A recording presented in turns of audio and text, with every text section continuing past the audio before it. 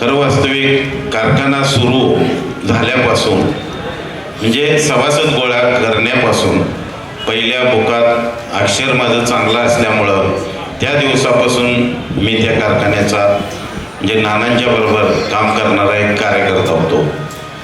त्यावेळेपासून जी शिवाजी चौकात दसऱ्या दिवशी सुरुवात केली, खरं वास्तविक मी त्यावेळेला व्यापारी असोसिएशनचा सेक्रेटरी होतो आणि दसऱ्या दिवशी सुरुवात केल्यानंतर शिवाजी चौकातून जगतापच्या दुकानपासून जी सुरुवात केली त्यापासून आज अखेर त्या कारखान्याची हितचिंतक म्हणून आहे. पण आजच आम्हाला बाहेर पडायची का पाळी आली तर आज कारखाना आपला सुरू नाही. नाहीतर आम्हाला कुठं विरोध करायचा सवय नाही. विरोध न करता जे चांगलं चाललंय आणि जे चांगलं करता येईल तेवढं करायची आमची भूमिका असते. आज नानासाहेब बऱ्याच वर्षापासून आम्ही बघतोय, नानासाहेबांचा मी कार्यकर्ता होतो आणि आहे. ज्या वेळेला नानासाहेब होते आर्थिक परिस्थिती त्यांचीही चांगली नव्हती, कारण नानांनीही एकच शेअर्स 1000 रुपयेचा घेतलेला होता. त्यावेळेला 1000 म्हणजे मोठे होते. आम्हाला 110 रुपये भरायचे मोठे होते. 10 रुपये फक्त मागासवर्गीयांनी भरायचे होते. ते 10 रुपये सुद्धा मागासवर्गीयांच्याकडे नव्हते गोळा त्यावेळेस द्यायला, कारण त्यांची सिस्टीम अशी होती की 10 रुपये त्यांनी जर भरले तर शासन त्याच्या 9 पट देत होते. म्हणजे 100 रुपये शासन, 90 रुपये शासनाचे, 10 रुपये स्वतःचे आणि त्याच्या तेवढे जर विकास सोसायटीला भरले तर विकास सोसायटी त्यांना 900 रुपये कर्ज देत होती. आणि आपल्या तालुक्याला भांडवल नव्हतं, दुष्काळ होता, टँकरनं पाणी चालू होतं, त्यामुळं शेअर्स भरायला 110 रुपयेची कंडिशन नव्हती. आमचे पैसे बंडा पोगारनी भरलेले तिघांचे, माझे, माझ्या भावाचे आणि वडिलांचे 330 रुपये भरायची सुद्धा आमची ताकद नव्हती. सगळ्यांचीच परिस्थिती अशी होती. त्या काळात राजाराम बापूंनी संध्याकाळी आमचा हिशोब बघितला, 5 लाख रुपये शेअर्ससाठी दिले. म्हणजे आत्ताचे 5 कोटीच्या वर आहेत ते शेअर्स सभासदांचे कसे घेता येईल. कारण आपल्या तालुक्याची खरं शंकरराव चव्हाण आले, यशवंतराव चव्हाण आले, इथंच मीटिंग त्यांच्या झाल्या, सभा झाल्या आणि त्या दोघांनीही म्हणले तुम्ही दुष्काळ एकीकडे मागताय आणि कारखाना एकीकडे मागताय, कसा आपण द्यायचा, म्हणजे दुष्काळ द्यायचा का कारखाना द्यायचा. आणि तशी कंडिशनही होती आपल्या तालुक्यातली. आणि त्याप्रमाणे बापूने त्यावेळेला 5 लाख रुपये नुसते शेअर्स कोटा पूर्ण करायसाठी म्हणून दिलेले होते. त्याच्या जीवावर आज कारखाना झाला.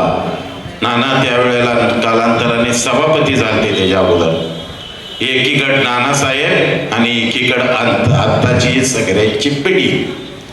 फरक किती असतो की बघा, नानासाहेबाकडे त्यावेळेला 409 हे आंबेशेटर होते. 409 त्या माणसाला पंचायत समितीचे सभापती होते. त्यावेळेला त्यांना गाडी घेता आली असती का नाही. 409 गाड्या असताना नानासाहेब त्याच गाडीतनं फिरत होते आणि सगळीकडे शेअर्स गोळा करत होते. एकच गाडी होती आणि पंडितराव आमचे मक्याच्या ट्रका मुंबईला जात होत्या. 1888-17 एकच दूध संघाची नंतर गाडी घेतलेली होती, तेवढी एकच तालुक्यात. त्या गाडीवर मी ड्रायव्हिंग शिकलोय.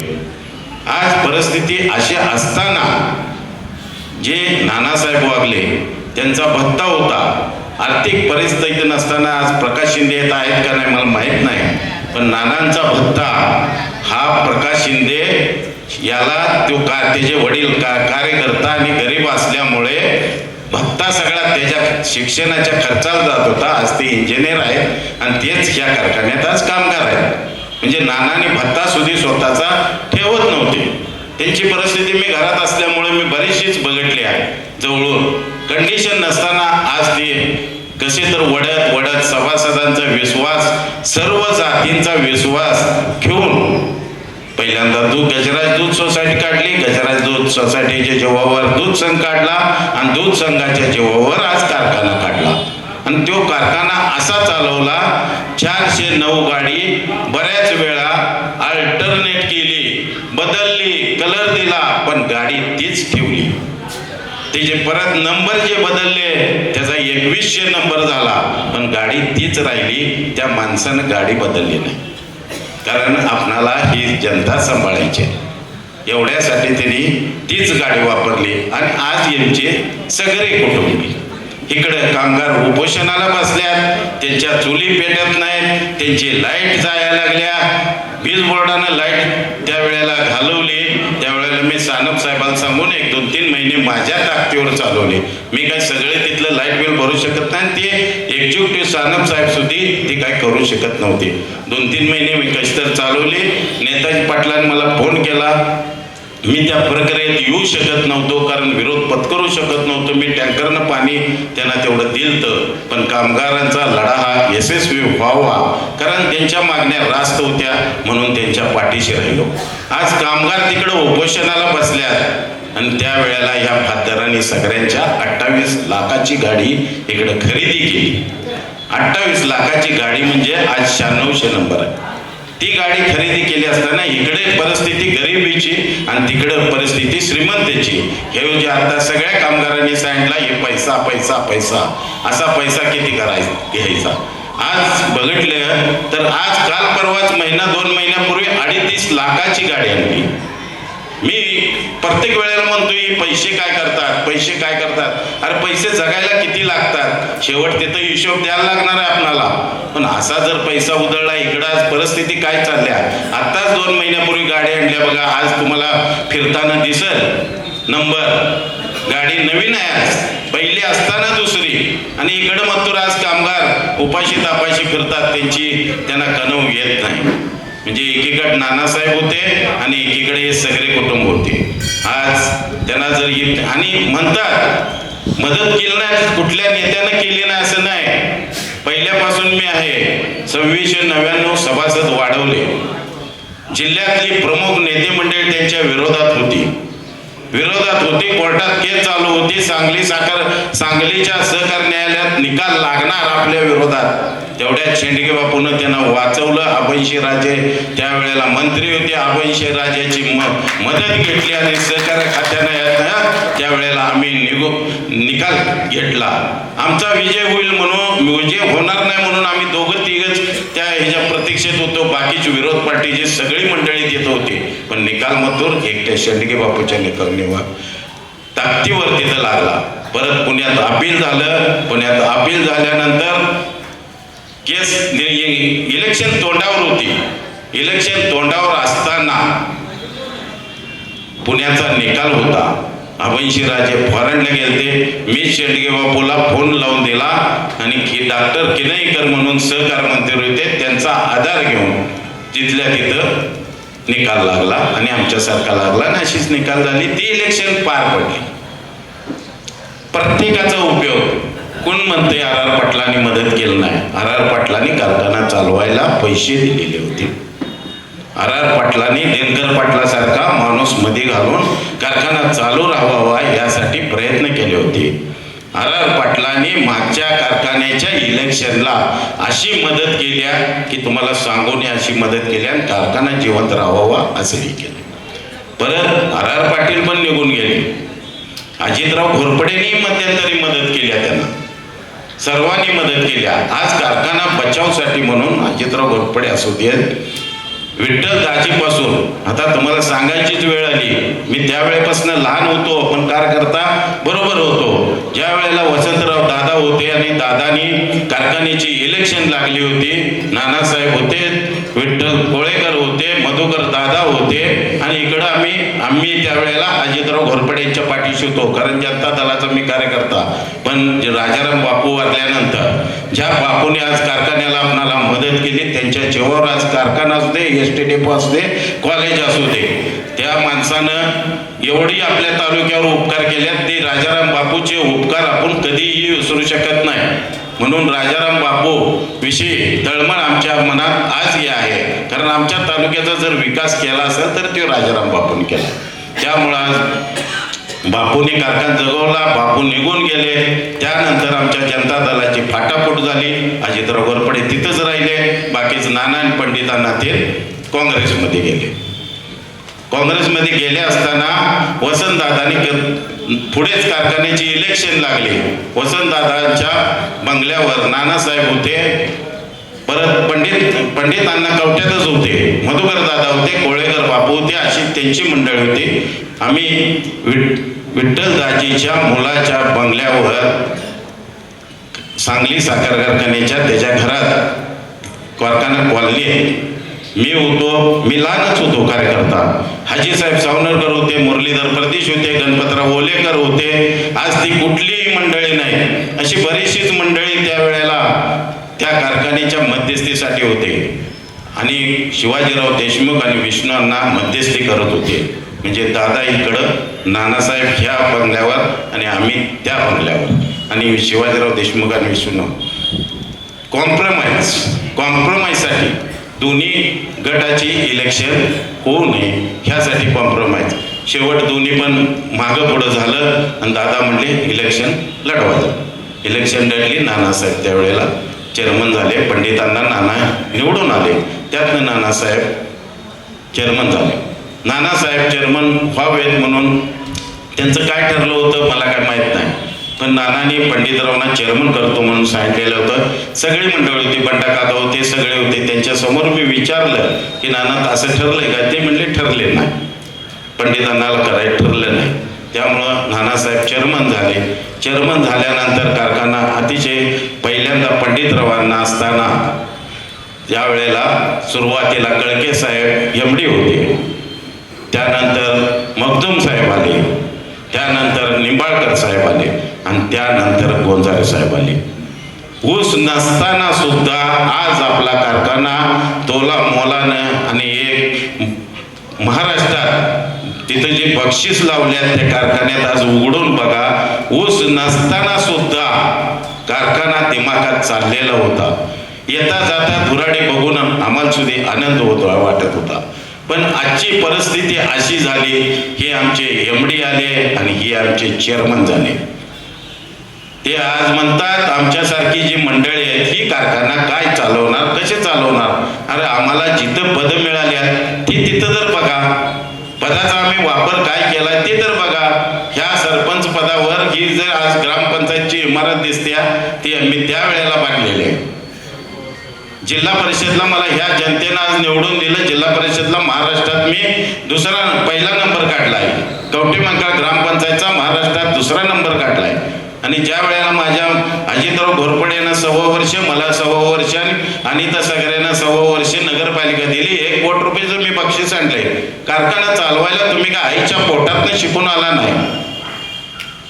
इंदिरा गांधी गेली म्हणून राजीव गांधीनं चांगलं चालवलं नाही असं नाही. त्यावेळेला कॅम्प्युटर युग राजीव गांधीनं सांगितल्यावर आम्हाला आश्चर्य वाटत होतं. बेरजा कॅम्प्युटरवर मारणार, ती सगळं ऐकून एक आश्चर्य वाटत होतं. पण त्या माणसानं कॅम्प्युटर युग आपल्यात आणलं म्हणून आज सगळीकडे कॅम्प्युटर चालू आहे. त्यांनी म्हणायचं की आज ही माणसं काय चालवतात. अहो आम्ही चालवणार आहे का नाही हे तुम्हाला जर बघायचं असेलच तर मी आज सांगतो 31 ऑक्टोबर मुदत आहे पैसे भरायचे, कारण 1 टाइम सेटलमेंट दिलंय. जनरल मीटिंग झाल्यानंतर 3 महिन्याच्या आत पैसे भरायचे असतात. 31 ऑक्टोबरला मुदत आहे. आज आम्ही तेवढं पैसे जेवढं बँकेत भरायचं आहे तेवढं आमच्या खात्यावर दाखवतो. तुम्ही आता महागार घ्यायची नसलं तर तुम्ही तेवढं पैसे दाखवायचं, आम्ही महागार घेतो. आमचा त्यांना चॅलेंज आहे. आम्ही कुठल्या पण खात्यावर जाऊ पण कारखाना आमचा सोडवून घेऊ. ही काय चालवणार आहे, ही काय पैसे. आम्ही कुठलेही आश्वासन कवठेमंकाळला आजपर्यंत दिलेलं नाही आणि दिलेलं पुरं केल्याशिवाय राहिलेलं नाही. आमची धमक आहे. आम्हाला गिड्डे साहेबांच्या मार्फत, जयसिंगदाच्या मार्फत चांगली माणसं मिळाली आहेत. ती माणसं कुठलेही पैसे निर्माण करतील. पण मी म्हणतोय आज खात्यावर आम्ही दाखवतो. तुम्ही जाहीरपणे आमच्या पाठीशी राहावं, नाही तुम्ही खात्यावर दाखवा, आम्ही माघार घेतो. सगळे तयार आहे का? आपण सगळ्यांनी हात वर करा. तयार आहे. आणि ती धमक आमच्यात हाय म्हणूनच आम्ही कारखाना चालू करणार आहे. आज त्यांनी कशा जीवावर बोलत्यात. हे कर्नाटक प्रत्येक वेळेला काहीतर नवीन काढत असतात. एक कर्नाटकची तुम्हाला यादी वाचून दाखवतो कुठल्या गावात किती सभासद आहेत. आणि करायचे सभासद त्यांनी वाढवल्या, पडल्या, पण कुठली वाढवल्या.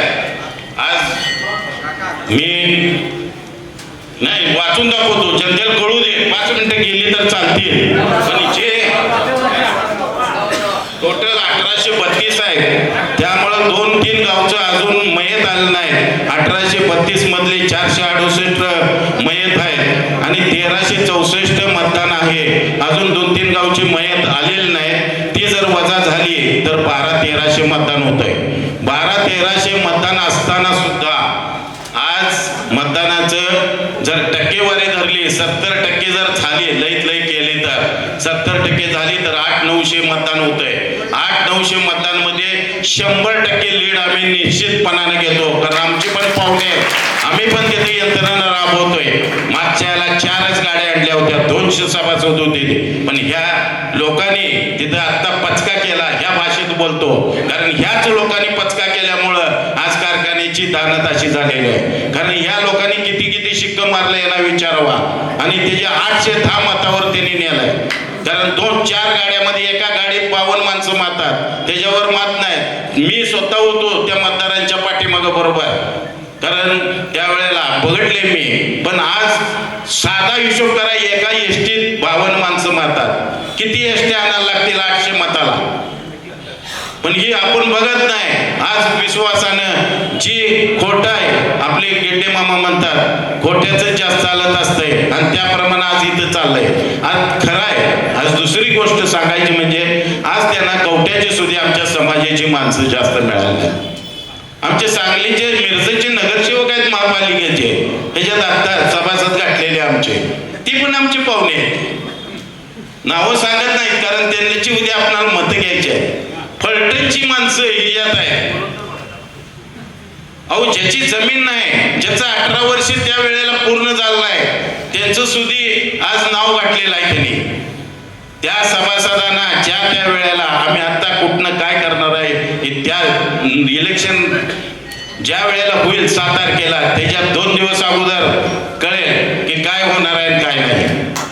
पण त्याच्यावर विश्वास न ठेवता वाढवल्या खरं. कर्नाटकची बातमी होती, ती तुम्हाला गाव वाईज वाचून दाखवलं असतं, पण वेळ थोडा आहे. पण आज त्या दृष्टीने आपल्याला मतदान प्रत्येकानं जर मनावर घेतलं सभासदानं, तर तुमचा आज ऊस व्यवस्थित जाणार आहे. आम्ही कारखाना चालू करणार आहे, आणि तेवढ्यासाठीच आम्हाला जर कारखाना चालू करायचं नसता आणि जर संचालकच व्हायचं असतं तर नानासाहेब असताना झालो असतो, नंतर झालो असतो, आणि काल परवा दिवशी पण झालो असतो.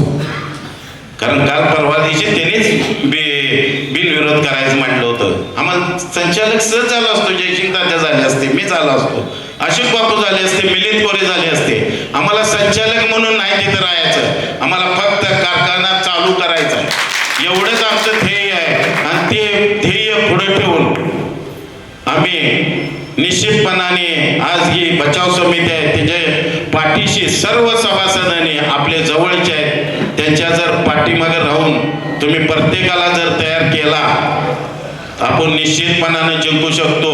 ही जे वाढवलेल्या सभासदाला तुम्ही स्वतःच टोला देऊ शकता, तरच आपला विजय होईल. कर्नाटकची जबाबदारी मी घेतोय.